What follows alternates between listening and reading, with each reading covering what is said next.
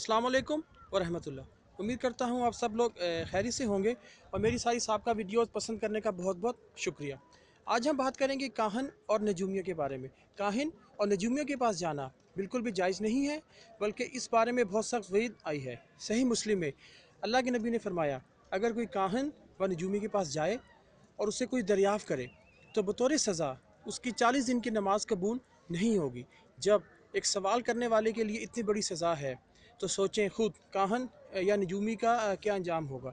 हज़रत अबू हुरैरा से रिवायत है, अल्लाह के नबी ने फरमाया, अगर कोई काहन व नजूमी के पास जाए और उसकी बताई हुई बातों को दिल से मान ले तो बिलाशुबा उसने हज़रत मोहम्मद सल्लल्लाहु अलैहि वसल्लम पर नाजिल शुदा कुरान पाक से कुफ़र किया। ये सख्त इसलिए है कि काहिन और नजूमी इल्म गैब का दावा करता है। इल्म गैब सिर्फ़ अल्लाह ताला को पता है और सिर्फ़ अल्लाह ताला ही के लिए है। काहिन और नजूमी के लिए ज़रूरी है कि वो जिनों और शैतानों से रब्ता करे।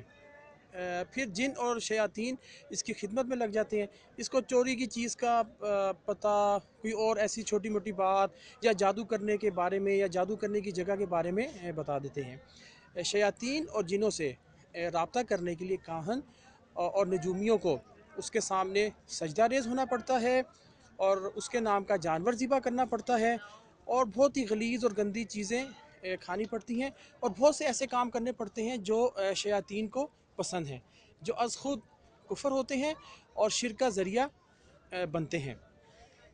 अल्लाह के नबी ने फरमाया, काहन और नजूमियों की बेशतर बातें झूठ पर मबनी होती हैं। अमर वाक़या ये है कि शयातीन जो बातें आसमान से चोरी छुपे सुन लेते हैं, वो आकर इन नजूमियों और काहिनों को बताते हैं। फिर ये नजूमी और काहिन उसमें 100 झूठ और सच मिला के आगे लोगों को बताते हैं। हम सबको अल्लाह ताला इन शैतानी कामों से बचा के रखे और बेहतरीन अमल करने की तौफीक दे। आमीन। अस्सलाम वालेकुम व रहमतुल्लाहि व बरकातहू।